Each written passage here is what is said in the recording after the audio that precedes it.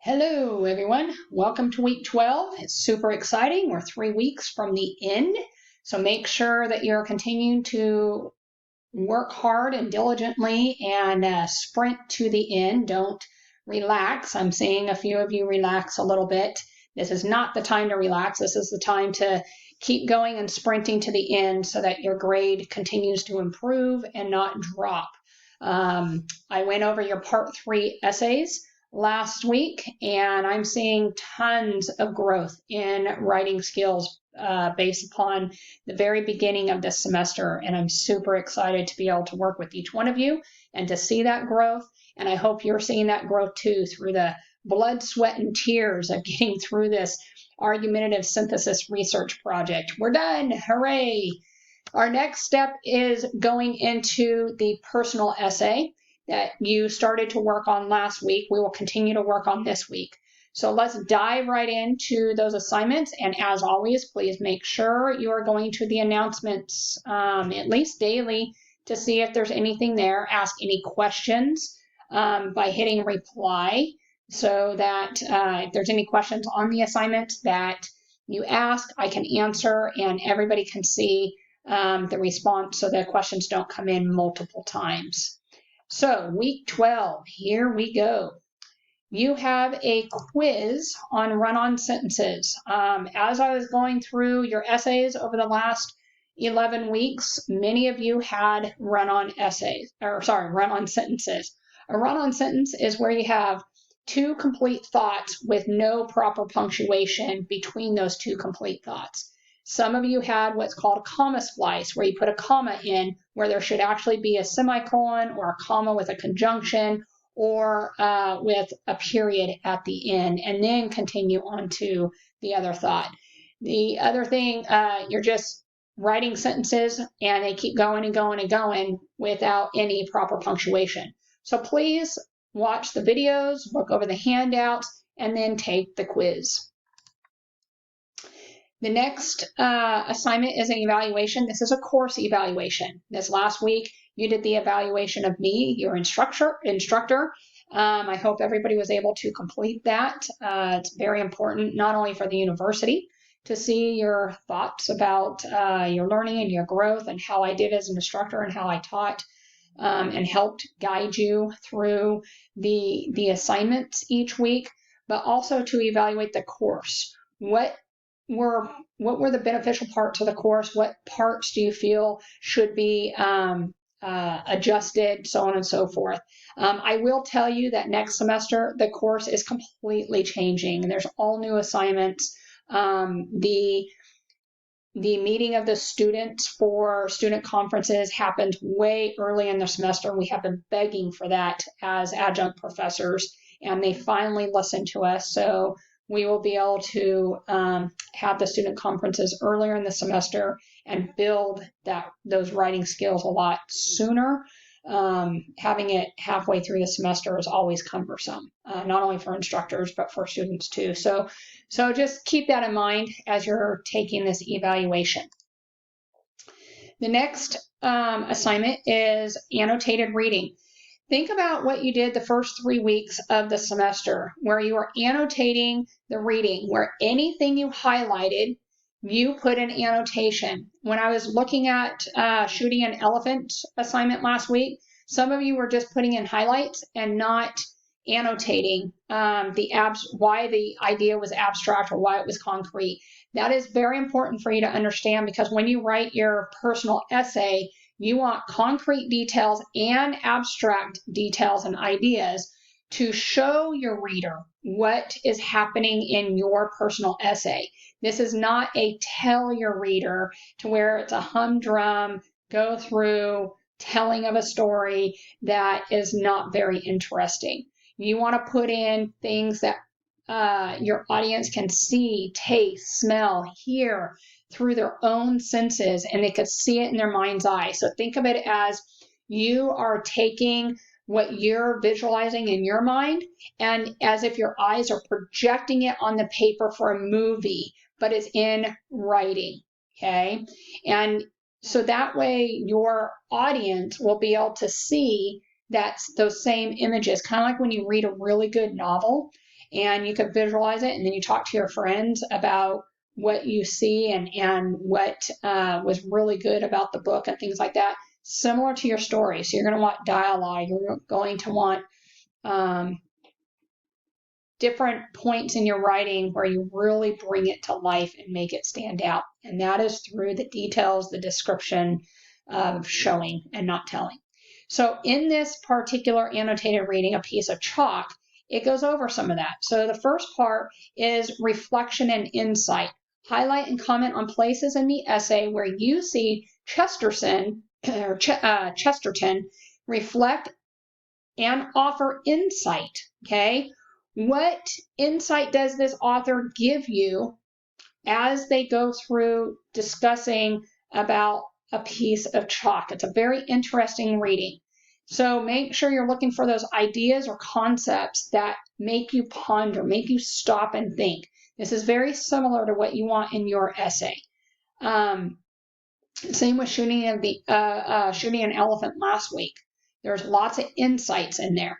Then at the very end, you want to think about your plans for your personal essay and what insight will you offer to your reader. So last week you did a brainstorming assignment, and you also did a chunk writing assignment where you're practicing with the ladder of abstraction. Well, now you want to think about what insights do you want to offer your reader from the conflict that you are introducing to the reader, where you learned a great lesson. You learned a lot about yourself. It helped you grow into the person that you are now. So you're not just going for those cliche life lessons. You want to give your readers something to ponder as they're reading your story and as they finish your story. The other thing, please make sure you're looking over the rubric. I do use this rubric to grade, and if I don't see good highlighting, text boxing, drawing, then you won't get the excellent. You'll get one of these other ones. The same with questions. Make sure you have questions throughout. And then your comments and connections, including the pre and post reading, is part of this grade, and it needs to be robust. The next assignment is reflection and insights. There's a couple of you last week who were talking about what's the difference between a conflict and crisis. This particular video will hopefully help you understand that a little bit more. A conflict is something like in a story that the character is working through or working on throughout the story, versus a crisis is this one-time event that happens and then it's over. A conflict is something that's ongoing and that eventually gets resolved, and great insights are taken from that conflict. So think about those in your own life and list the principles and that are shown in this video, and briefly explain what you mean by each one, okay, following the instructions above. The next assignment is another annotated reading, How to Write with Style. So during this last week and this week, we are working on the critical reading skills again. That's part of the skills that we're working on for this class. So lots of annotated reading this week. In this particular one, please read over these notes here. I'm not going to read over them. It talks about humor and where to put it in if it is something that can go in here. But in the Writing with Style, the author Kurt Vonnegut, very great author and writes a lot of great short stories. I would encourage you to look some of them up. He talks about how to write in with the reader in mind and putting in your own style. So you want to find a subject you care about. It is not fun to write about something that you don't care about, and it really does come across in one's writing, okay? You want to make it lively, come to life. Don't ramble, okay? Keep it simple. Also, have the guts to cut. So there are some of you in your rough drafts of part 3 that when you are explaining your position, you wanted to ramble. There's a lot of places where you can cut out a lot of that and make it more succinct by just focusing in. Look at the shooting an elephant story. There wasn't a lot of rambling. George Orwell picked specific spots to really highlight, but there's a lot in that story that is missing, but we don't need it because the most poignant parts are shown. So make sure that you're cutting out the things that aren't really necessary for your audience to understand the overall message in the story. Also sound like yourself, okay? Bring your personality through the story, very important. Say what you mean to say, okay? Don't beat around the bush, just put it right out there.